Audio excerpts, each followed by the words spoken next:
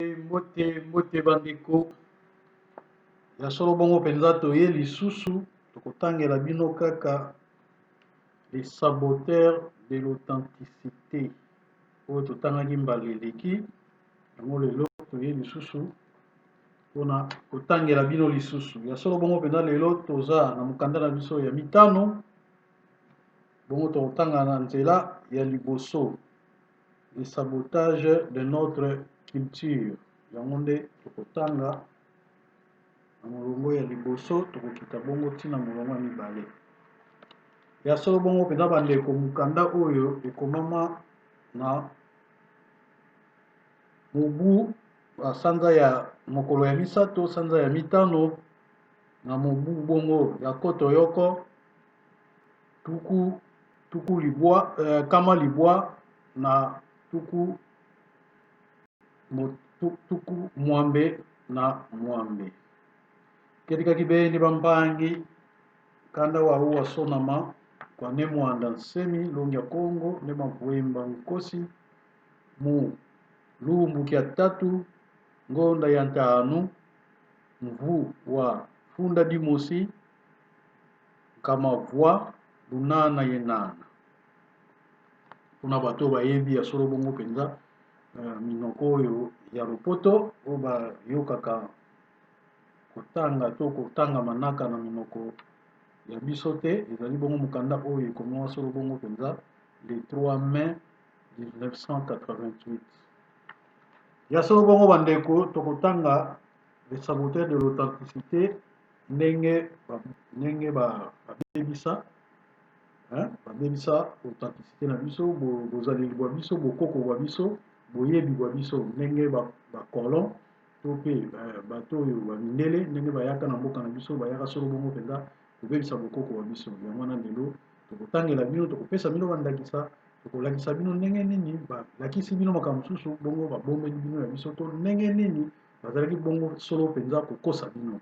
yango wana lelo toye mpenza mpona totangela bino mpe tomeka kolimbola mokie na monoko na biso ya lokota lwa lingala po ete bayimboka nyonso basolo bongo bayeba bongo koyoka mayekomami na yango solo bongo mpenza ya mbote ngai na tanga mokanda na ngai esengeli na ngai namilakisa epa na bino ngai nkombo na ngai tuka na nkombo na ngai zikoti mayuma nazwami bongo na tuka ya mama na ngai ya bwende tuka ya tata na ngai ya kindamba yango wana solo bongo mpenza ngai tuka na ngai ezali bwende kindamba donc yango wana nde namilakisi tokokende mbangu mpenza na monoko ya likongo mwana kongo tekelaka baka mvovo bayitulia bantu yandi binda mene kibeni mukili songa evoke mukili yundula isongele vo mono kedika kibeni futi kukisonga mono wabeno zikoti mayuma ngudiame wilu muluvula la bwende sediame wilu muluvula la kindamba igina mono imwe bwende kindamba losako bamndeko na ngai sika nyonso bozwami yenge bambuta bayaya na fulu kina lubaka mene na solo bongo pena tokotanga oyo tolobi le sabotage de notre culture. Pour faire de l'homme noir un être sans personnalité propre, l'église coloniale qualifia la culture négro-africaine de diabolique. Et c'est là, enfin, de convaincre les négro-africains à se détourner de ses ancêtres et de sa culture. Ainsi, la même vérité est qualifiée de divine ou de diabolique selon qu'elle est découverte par un blanc ou par un noir. Ya solo bongo penza bandeko bato oyo bayaka kokolonize biso, si on peut dire ça comme ça, soki tokoki koloba yango penza ndenge wana na emoneli na bango bayaki kokolonize biso ya solo bongo penza bango bayaka na kobebisa boyebi bwa biso epa na bango ezalaki bongo penza soki moto moyindo amoni likambo to amoni nzambe mpona bango penza ezali bongo solo diabolique donc mabe to bondoki to motema mabe donc na kikongo nayeba kolimbola yango malamu evo nkundu evo muntu ena mabanga mambi lisongolo evo nkundu evo muntu okenda na ntima wa mboteko nkuyu yango wana mpenza bandeko tokotangela mpe tokopesa bino bandakisa bongo na bongo Lorsqu'un blanc découvre des plantes médicinales, le colonisateur dit que c'est un savant, un grand initié. Mais lorsqu'un noir découvre les mêmes plantes médicinales, l'église coloniale dit que c'est un féticheur, un sorcier. Donc, bon, on a solo bon pena bande kona mikolo ndenge pe tozali na makambo ya coronavirus. Bon, on a ya solo bon pena mindele soki bango bamoni nzete oyo ekoki kosalisa mpona bokono boye bango bakoloba ete ezali mpena moto amoni yango aza savant, moto aza na boyebi mingi, moto amoni yango mpena aza un grand initié, donc moto aza na tondi na boyebi oyo ezali bongo mpe spirituel. Kasi soki bongo solo bongo mpena moto mwindu nde amoni yango bango bakofinga ye, bakoloba na ye makambo mabe, bakosakana na ye, bakoloba te azali ndoki, azali diabulu, aza wana mpona koboma bino bolanda yango te, banzete wana esalisaka nango te. Kasi mokanda oyo soki botali tosala nango parenthèse bolimbisi ekomama na 1988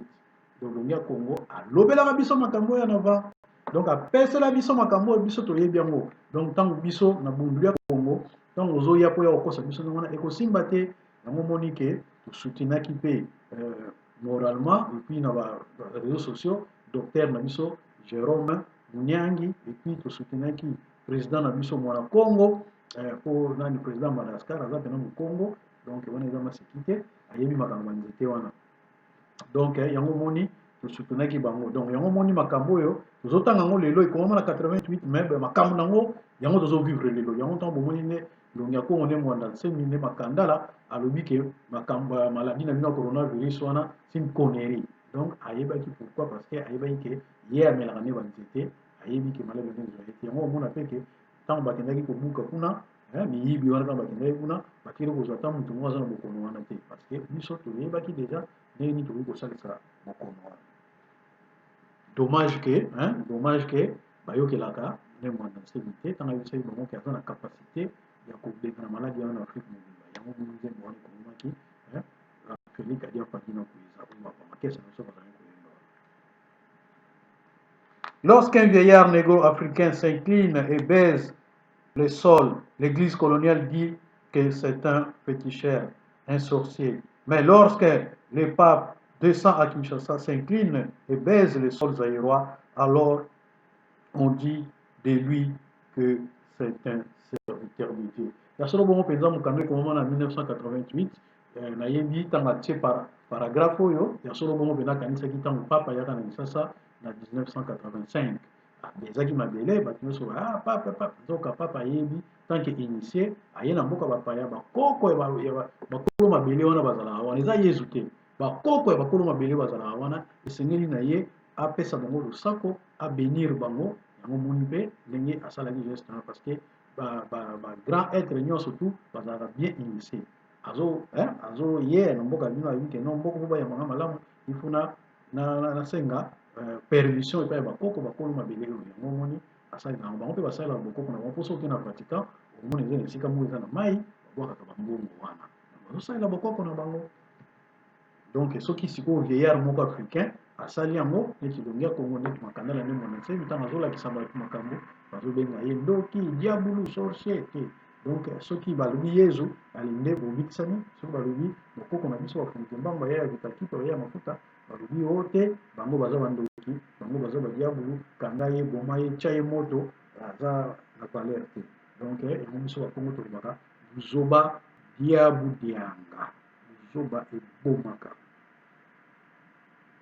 Lorsqu'un monsieur François d'Assise guérit les malades, l'église coloniale dit que c'est un saint. Mais lorsqu'un archevêque de Lusaka, monsieur Milingo, un Zambien, fait la même chose, les journalistes blancs l'appellent l'archevêque sorcier. Donc, au monde, il y a sur le monde de Nabandeko, Tangu, Monseigneur d'Assise, il est à guérir le bateau. Asalisi bato babi penza donc c'est vraiment un homme de Dieu, donc atondamisami nango penza moto église oyo ya bango ya mileli bakomisi ye. Kasi ntango bongo Monseigneur Milingo kuna na Zambie, na Lusaka na Zambie asali abikisi bato asali babengi ye archevêque wana azali diable.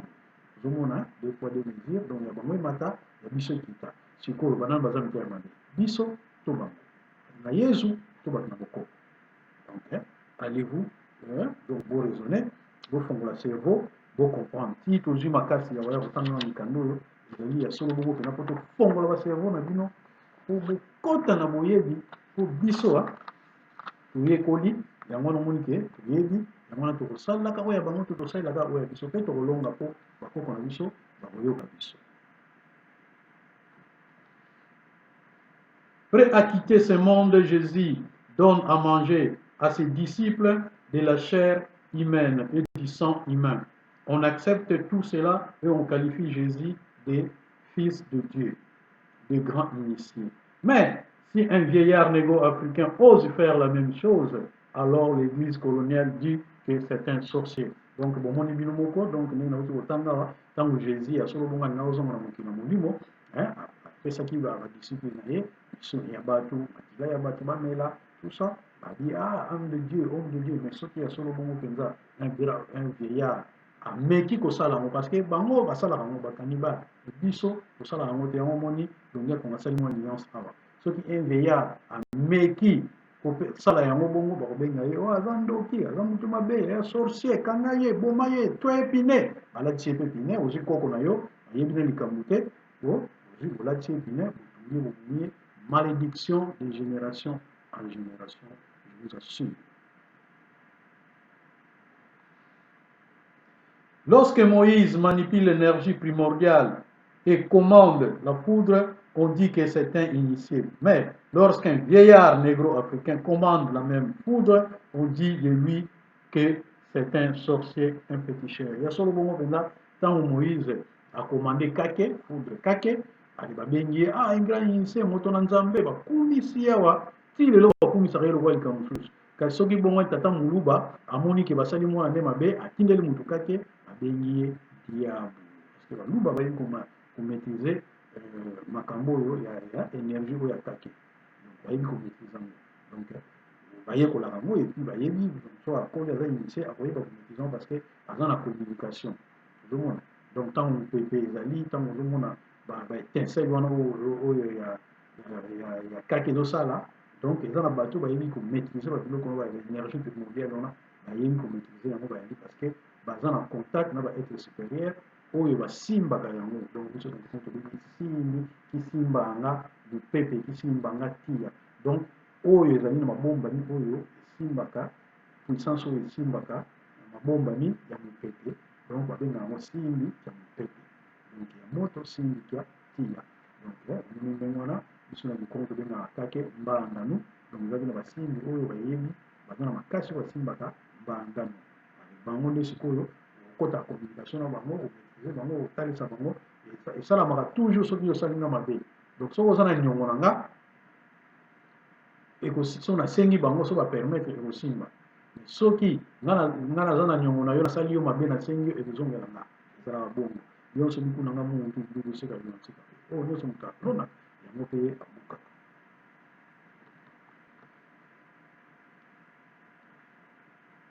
Lorsque le roi Salomon de Jérusalem épouse 900 femmes, on dit que c'est un homme de Dieu. Mais quand on apprend que le roi Nzingankou, Ambanza Congo, a 3 femmes, l'église coloniale dit que c'est un païen. Donc, Bomoni, quand Salomon a bali basi bébé, babengi mutu nzambe azalaki na basi 900 soki otali ndenge batanga yango na bible nde bakumisaka yango kasi lokola roi Nzingankou na biso azalaki na basi 3 bakolon baye babengi ye aza paye kanga ye boma ye esala ye boye na boye donc ozomona ke ya bango bazotombola biso bazokitisa donc ozalaka kokufa misu po comprendre te parce que ekomama na babible na bango batangaka wana ekomama makambo nyonso kima na kotanga donc ya kongo nde matanga nde mwana nseni azozwa kaka bandakisa po afongola bino misu po cerveau na bino esala ten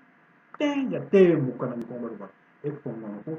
nyololo na bakanga bino aliénation wana esila yango wana tozozwa bandakisa tozopesa tozotanga po boyeba. Est-ce une certaine fille Agar va chercher un travail chez Abraham, on l'engage. Après un certain temps, Abraham l'engosse. Cette fille, après avoir accouché, Abraham s'entend avec sa femme pour licencier cette fille et la chasser de chez eux. Quelle différence y a-t-il entre ce comportement d'Abraham et celui de beaucoup de jeunes d'aujourd'hui qui engrossent les filles d'autrui et que nous les qualifions de voyous? Si Abraham était un vieillard négro-africain, allait-il accepter qu'il soit appelé un homme de Dieu? Abraham asalaki yango azwi Agar atie ezemi ntango atie ezemi bongo ya solo bongo mwasi na ye asilikaki kasi ntango bayokani na mwasi na ye bazwi bongo ya solo mwasi wana babengani ye donc yango batuni awa bozomona bajeune ebele mingi bakomaka kosente na bane 80 oyo makambo wana pene ezalaka moto bajeune bazala kota prison mpo asente mwasi yango batuni awa soki sikoyo jeune wana asalaki yango soki un veillard asalaki ndenge moko na Abraham, est-ce que bongai mobenga ye homme de Dieu? Ozomona donc deux poids deux mesures donc bazoya kokosa biso bino bozondima bazozwa ya biso bazokunda na se donc biso moto akoki kosala makambo oyo ezalaka te parce que biso toza te deja na mibeko na biso soki otie mwana bato zemi osengaki osala badémarche moko boye oyo ezali na mokoko na biso mpo ete bapesa yo omona makambo oyo ezoleka soki tali mbuta na biso oyo asalaka masano na biso ya kosekisa bato omona ye Kalombo donc Faché Kalombo aza na même problème oyo omoni ndenge bato bapingi ye donc bango bazokumisa oyo ya bango oyo eza na mona banzela oyo balandaka mpona bokoko na biso mpo batiango en place mpo makambo wana etya makelele oyo etiaki te mwana mobali mpe azala malamu mwana wana mpe akola malamu parce que soki tata na mama bazobunda bana bakolaka malamu te mwana wana kobotama malamu te omona société na biso ekoya kokufa ezokobeba parce que attente na tata na mama eza te mwana wana akomi lokola eloko moko boye bakobosaka yango na motu nyonso esprit ya mabe nyonso eya kokota kati na ye mwana akoli mabe yango wana bakoko na biso balingaka nyonso tu kobongisa na bokoko mpo eza kaka avenir ya mboka na biso ozomona ndenge bayokanaki ndenge wana soki bakontinue koyokana ndenge wana Kalombo na mwana mwasi wana soki nani soki babongisi soki amerveille soki koma soki babongisi omona mwana wana kokola malamu omona mwana wana bato mingi bakolakisa ye bakoloba mwana oyo azalaka na makambo kasi tala babongisa bapanga na ye bakomi ndakisa ya malamu donc wana eza na kati ya bokoko na biso soki balandaki kaka asali mabe diabulu kanga ye boma Kalombo tia ye na boloko omona mwana wana akobeba donc makambo oyo nyonso tomatanga ezotombe na bandakisa oyo eza mpenza sur le présent donc longi akongo nde makambo yana nde mwana ntiena aza moto akosakana na ye te. Le roi David envie la femme d'autrui, commet l'adultère avec elle et fait tuer le mari de cette femme, s'il vous plaît. Si ce chef d'État négro-africain qui a fait cela, l'église coloniale allait-elle accepter de l'appeler un homme de Dieu? Yasolo bongo penza roi David pour biso kokumisaka bato nyonso lokola bango bajuif babengaki ye roi na bango biso mpe tokobenge roi donc lokola roi David ndenge aza ndenge wana azwaki mwasi ya moto ya soda na ye toyokaka soki moninga na ye to soda na ye azwi mwasi alulaka mwasi na ye donc ankiye alulaka mwasi nino ndenge mwa moke te parce que mwasi wana azalaki mwana ndumba donc jeune fille ya kitoko donc alulaka ye ya solo bongo mpenza azwi mwasi na ye wana abomi mobali na ye mpona nini mpo ye atikala na mwasi wana kasi ya solo bongo mpenza bazobenga ye moto na nzambe ozomona roi David moto na nzambe mpo asalaki mabe wana ayebana na mabe wana oyo asalaka babengaki moto na nzambe kasi soki bongo mpenza biso bato mingi tosali ndenge wana eske babenga biso moto na nzambe donc tozomona yango lelo ya solo bongo mpenza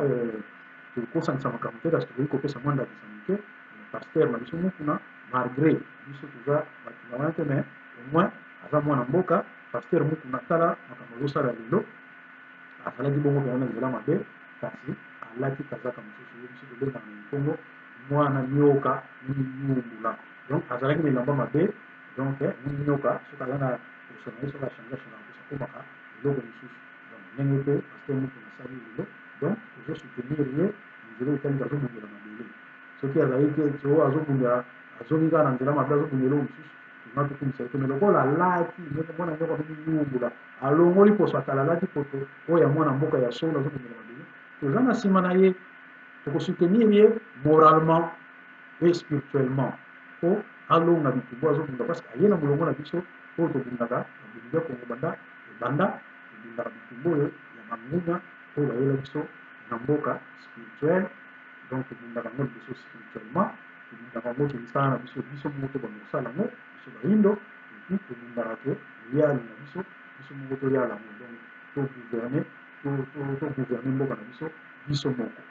Donc bitumba wana tomoni mpe kendi mpona koti yango, donc tozosoutenir moralement et spirituellement alonga na libulu wana atanta baotie na boko ya solo ekedi mokulu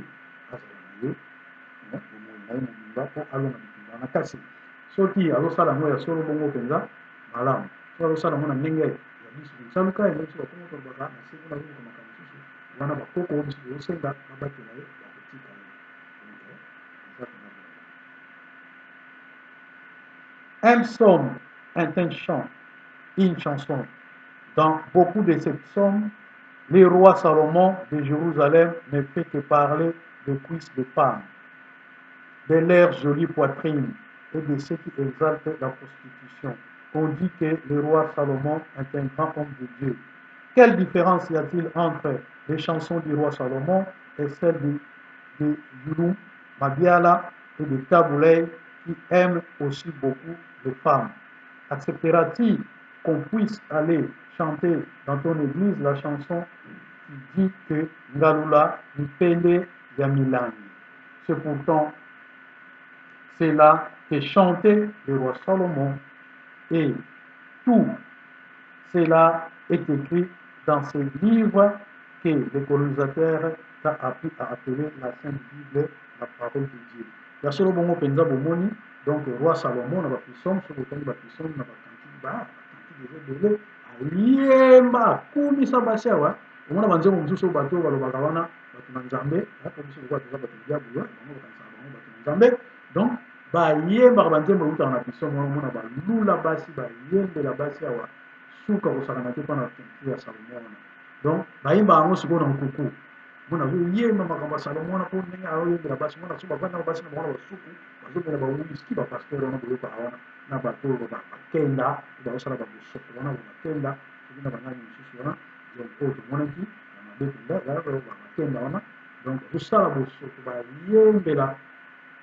basi ya me bayembaka yango sikoyo na basuku na bango bazomela bawiski bazoyemba bakantika Salomon wana bahypocrite wana nzoka na nsima basala makambo mosusu na liboso na bino bazoyemba makambo na nzambe. Donc soki bango bazotanga bakantike wana bazokumisa yango donc nzambe, alors Yuluma Biala mwana mokongo mwana biso ya kongo ya foi soki azoyemba donc bango bazoloba azoyembela basi bango bazofinga ye wana bato ya mokili, donc neti ye aza na mokili te aza na espace, donc na bato ya mokili boye na boye banzema mabe boyemba yango te bobina yango te. Kasi soki Salomon nde bandimi, donc soki bazoyemba ngalula mipende ya milangi bango bazomona ngo mabe eloko nzembo moko kitoko bazokumisa bayaya na biso nde bazalaka kitoko mwasa kitoko fo kumisa ye ozomona mwasa kitoko mpo ntango moto apesaki kitoko wana fo kumisa ye eza te pele babonzambe, donc bazoyemba bakantike na bapisom sikoyo soki biso tozoyemba ngo boye boloba te tozoyemba mabe non tabulai bomoni banzembo asala bozomisa bandeko nalekisa mai na mongongo mpo epesa ngai makasi ya koloba soso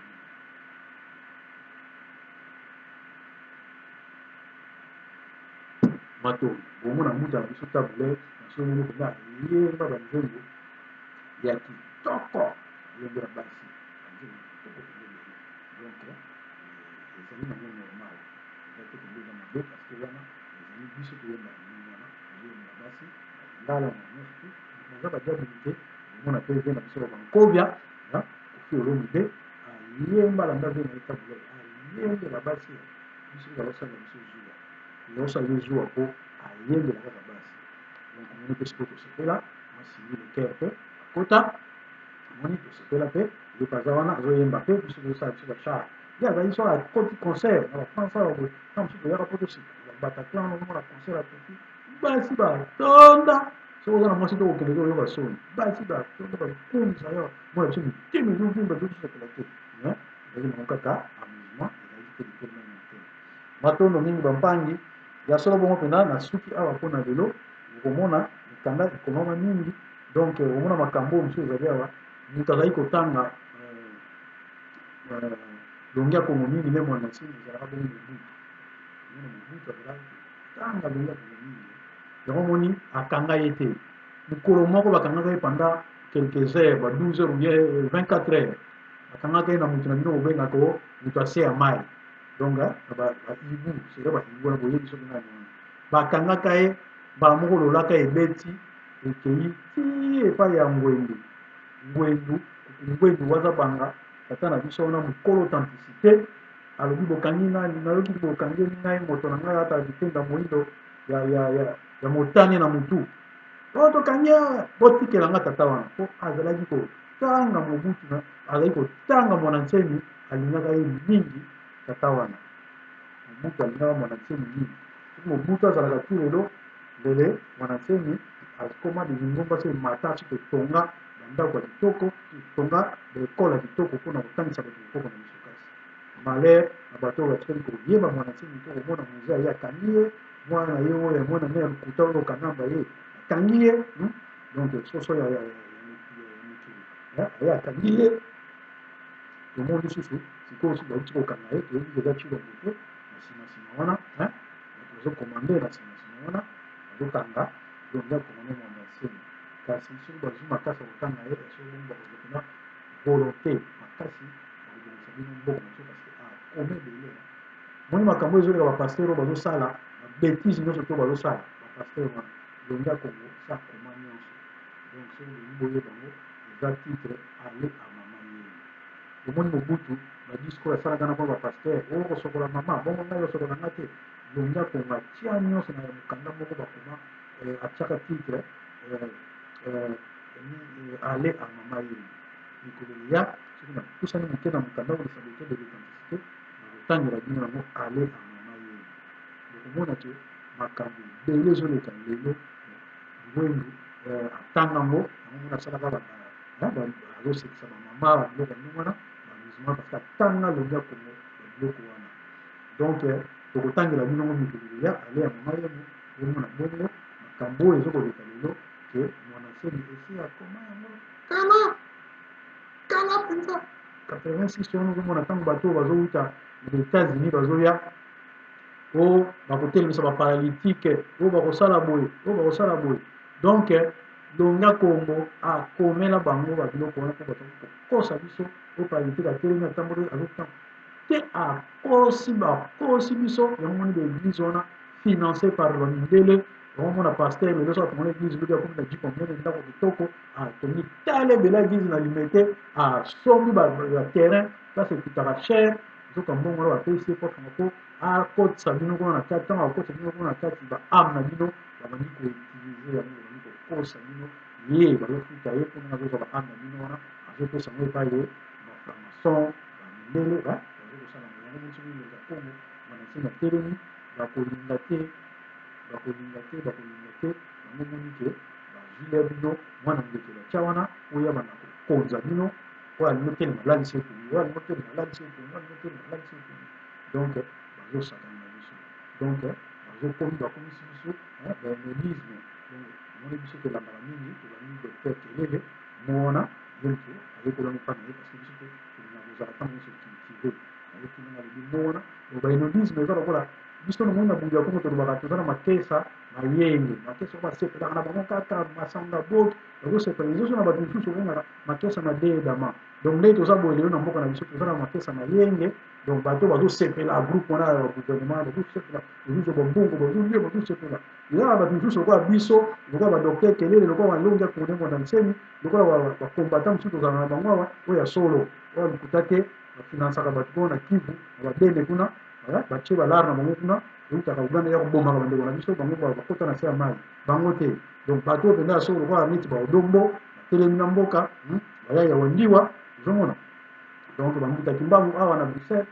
batelema mpena mpona maka bamboka donc bango wana mpenza na bambuta tele na bambuta mosusu ya batelemela mpena mboka donc bango wana nde sikoyo mpenza bato bazobundela mboka bango tobengaka bato badedama oyo bapika pembe donc bango wana mpenza biso tokokwea mpona mboka te mboka wana osala nango nakosomba ndako so nasomi ndako lobi ntango nakokufa na ngai bana na ngai bakosakanasaka na mbongo yango bakomi na mosusu bato bazanga eloko bamputu bapauvre kasi biso tokoki kosala bizoba wana te totelemeli mpena mboka ntina suka nyonso oyo napesi yango bino mpena mozola ntango elongi nyonso na nguya nyonso mpe na bokasi nyonso donc na makasi ya nzambe donc oyo bolingo na ye akeli biso dieu omniprésent mpe oke susu na makasi na ye oyo dieu omniscient oyo mayele na ye akeli mo ndenge naotala bino boye nde bozomona nga donc eza ya mystère ya nzambe science na kote science na ye yango wana donc eza makasi na ye yango wana oyo akeli biso ozomona motu biloko ozomikama na bino apres oke osomba ngo nyonso wana ozomona bokasi ya nzambe nde sikoyo yango wana donc na science na ye wana pesi yango bino mpo bozwa mayele boyeba kososola parce que nzikomo tolobi balonga nga yango wana kwa eza donc mpo oteya moto mayele mpona kutana mpe na mwa bwana na ye mpona mpo ayeba kososola makambo oyo mwana azoloba po andima yango po servo na ye koma donc epuis na nguya na ye oyo aza makasi kanga bato lisanga moko azokamba bango donc wana nguya naomona ba pouvoir nato ndo kosala